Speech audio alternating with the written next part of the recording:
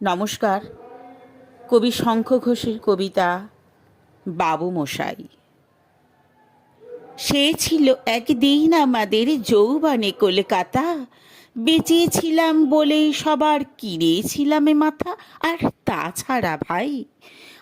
তাছাড়া ভাই আমরা সবাই জেনেছিলাম হবে নতুন সমাজ চোখের সামনে, বিপ্লবী বিপ্লবী যাবে খোলে নলিচা, যাবে খোলে নলিচা, পাল্টে বিচারে করবে নিচু জনে।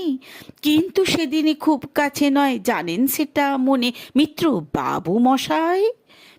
বাবু মশাই বিষয় আশয় বাড়িয়ে যান তাই।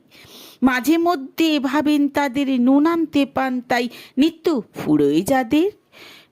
ফুরোয় যাদের সাদাল্লাধের শেষ তলানিটুকু, চিরটা কালে রাখবে তাদের পায়ের তলার কুকুর। সেটা হয়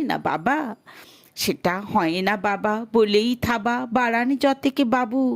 কার ভাগে কি কম পড়ে যায় ভাবতে থাকেন ভাবুক। অমনি দু চোখে বেয়েই অলোপ পেয়েই ঝড়ে জলের ধারা, বলেন বাবু হা বিপ্লবের সব মাটি সাহারা। কুমির কাঁদতে থাকে আয় আমাকে নামা নামা বলে। কিন্তু বাপু আর যাব না চড়াতে জঙ্গলে। আমরা ঢের বুঝেছি খেদি পেঁচি নামের এমন আদর, সামনে গেলেই ভরবে মুখে প্রাণ ভরে তাই সাধু। তুমি সে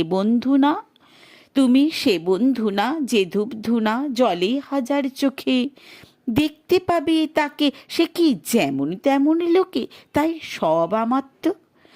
সব আমাত্র পাত্র মিত্র এই বিলাপে খুশি।